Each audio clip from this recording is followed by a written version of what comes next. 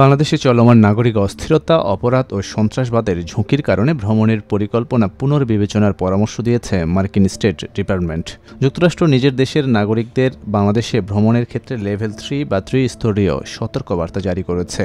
কোনো দেশে ভ্রমণের বিষয়ে মার্কিন যুক্তরাষ্ট্র যখন এমন ত্রিস্তরীয় সতর্কবার্তা বা নির্দেশ জারি করে, তখন এর অর্থ হলো ভ্রমণ সম্পর্কে পুনর্বিবেচনা করা উচিত। ভ্রমণ না করে যদি একান্তই সম্ভব না হয়, তবেই যাওয়া উচিত।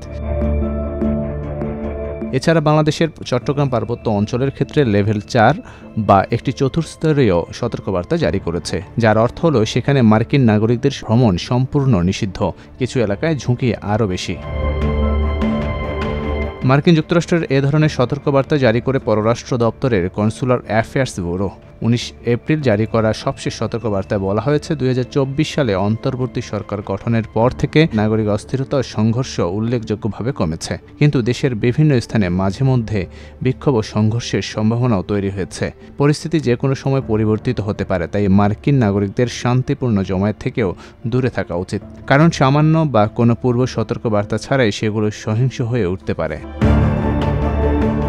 আরও বলা হয়েছে, ভ্রমণকারীদের জনাকীর্ণ এলাকা, পকেটমারের মতো ছোটখাটো অপরাধের বিষয়ে সতর্ক থাকা উচিত। এছাড়া বাংলাদেশের প্রধান শহরগুলোতে চুরি, ডাকাতি, হামলা এবং অবৈধ মাদক পাচারের মতো অপরাধ প্রায়ই হয়, তবে বিদেশিদের লক্ষ্যবস্তু করা হয় কিনা এমন কোনো ইঙ্গিত নেই।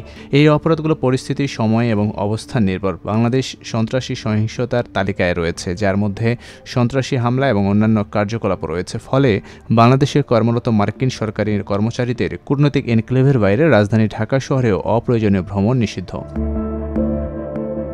চট্টগ্রামের পার্বত্য অঞ্চলের জন্য লেভেল 4 বা চতুর্স্তরীয় সতর্কবার্তা জারি করেছে স্টেট ডিপার্টমেন্ট। এই সতর্কবার্তায় বলা হয়েছে, খাগড়াছড়ি, রাঙ্গামাটি ও বান্দরবান পার্বত্য জেলায় সাম্প্রদায়িক সহিংসতা, অপরাধ, সন্ত্রাসবাদ, অপহরণ এবং অন্যান্য ঘটনা ঘটে। এই অঞ্চলে যেসব অপহরণের ঘটনা ঘটে তার বেশিরভাগই হয় পারিবারিক বিরোধের কারণে এবং ধর্মীয় সংখ্যালঘুদের লক্ষ্য করে।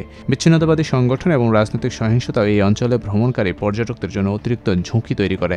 তার মধ্যে রয়েছে আইইডি বিস্ফোরণ এবং গুলি চালানোর মতো ঘটনা। তবে কক্সবাজার ও সিলেটে ভ্রমণের জন্য অথরাইজেশন বা অনুমোদনের প্রয়োজন নেই।